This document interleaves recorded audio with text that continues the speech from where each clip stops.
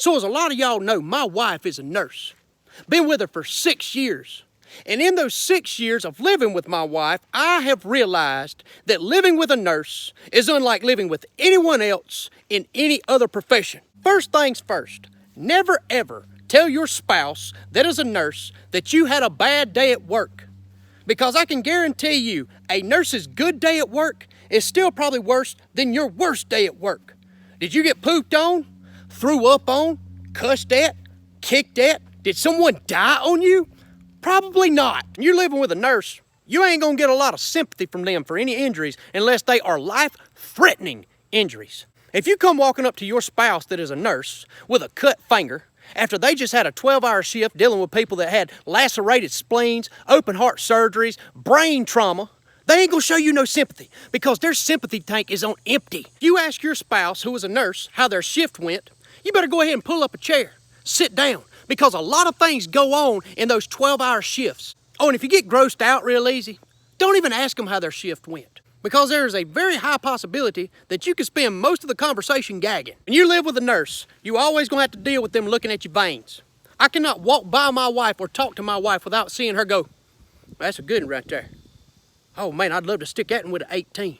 Every single day, every time we talk, she's looking at my veins. But it ain't just me she does that to. She does it to everybody. We could be standing in line at Walmart. She'd be looking at the person in front of her talking about, oh my gosh, look at that cephalic vein right there. I could put a 20 in that easy. You know you're living with a nurse when you walk into your bedroom, you look on your dresser after they've worked 3 shifts in a row, and you see 2 pairs of scissors, 12 pins, 3 rolls of tape, and 6 bandages. You can't watch any of them medical TV shows if you live with a nurse. I'm talking Grey's Anatomy, Chicago Med, ER, House. Can't watch any of them. Because the whole time you trying to watch it, they're going to be telling you all the things that's wrong with the TV show. The things that they don't really do at the hospital.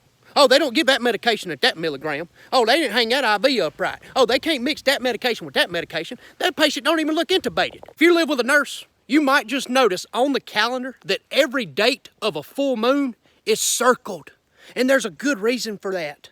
See, a lot of people in the medical field don't understand this, but when there's a full moon, a whole lot of crazy goes on at the hospital. And last but not least, if you live with a nurse, you can expect phone calls from cousins, aunts, uncles, brothers, sisters, anybody in the family who ain't in the medical field, asking for medical advice and sometimes even medical diagnosis. Hey, I got this mole right here. If I send you a picture, can you tell me if it's cancerous? Hey, I've been having some breathing problems. If I come over to your house, will you listen and see if I got the pneumonia? In all seriousness, to all y'all nurses out there, thank y'all for what y'all do.